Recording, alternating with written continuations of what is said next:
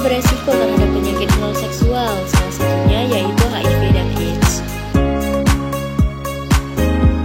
HIV adalah singkatan dari Human Immunodeficiency Virus, yaitu virus yang menyerang sistem kekebalan tubuh kita. Ketika tubuh tidak bisa melawan penyakit, infeksi HIV bisa berkembang menjadi AIDS, atau biasa disebut dengan Acquired Immunodeficiency Syndrome, yaitu sekumpulan gejala penyakit akibat sistem kekebalan tubuh yang rusak parah.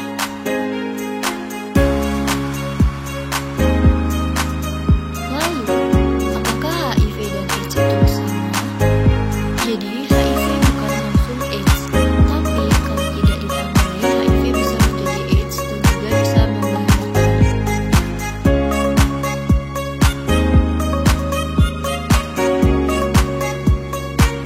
Berikut merupakan beberapa faktor risiko yang dapat menularkan HIV. Yang pertama yaitu hubungan seksual tanpa kondom. Saat seseorang melakukan hubungan seksual tanpa kondom dengan pasangan yang terinfeksi HIV, virus bisa masuk melalui luka kecil atau jaringan lembab di area kelamin, anus maupun mulut. HIV dapat dalam cairan tubuh seperti air mani, cairan vagina, dan juga darah. Lalu ada memakai jarum suntik secara bergantian. Selanjutnya yaitu dari ibu ke bayi, mulai dari melahirkan sampai dengan menyusui. Lalu transfusi darah dengan orang yang terinfeksi HIV/AIDS. Nah, itulah tadi beberapa faktor yang dapat menularkan HIV. Lalu, HIV tidak dapat ditularkan melalui pelukan, cium pipi, berbagi makanan, dan juga diberi perawatan dengan orang yang terinfeksi dengan HIV/AIDS.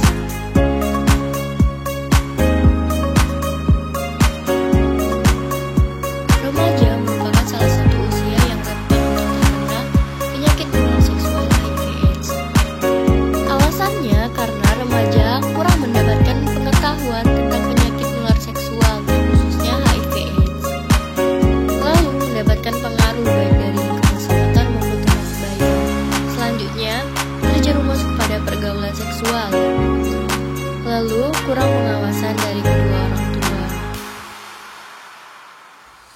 Selanjutnya, gejala pertama yang muncul ketika seseorang terdiagnosa HIV itu gejalanya mirip seperti flu biasa, sehingga banyak orang tidak menyadari bahwa mereka sudah terinfeksi. Gejala ini biasanya muncul 2-4 minggu setelah terpapar virus dan merupakan bagian dari infeksi akut HIV, yaitu tahap awal ketika virus mulai berkembang biak dengan cepat di dalam tubuh. Gejala-gejala yang muncul yaitu flu, demam, ruam, sakit tenggorokan, dan juga pembesaran kelenjar getah bening.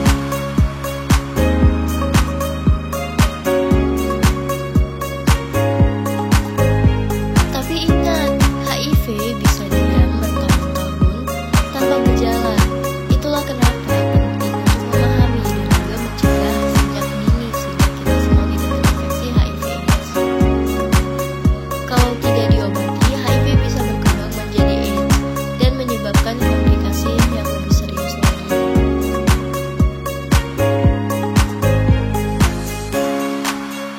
Berikut merupakan beberapa komplikasi yang terjadi ketika seseorang mengalami HIV. Yang pertama yaitu infeksi pada paru-paru. Infeksi pada paru-paru bisa meliputi adanya infeksi jamur, kandida yang menyerang saluran pernapasan bagian atas seperti bronkus, trakea, dan juga paru-paru. Lalu yang kedua, kandidiasis pada bronkus, trakea, atau paru-paru. Lalu, infeksi Mycobacterium tuberculosis di paru-paru atau di luar paru-paru. Selanjutnya ada herpes simplex dengan lupus kronis yang berlangsung lebih dari 1 bulan.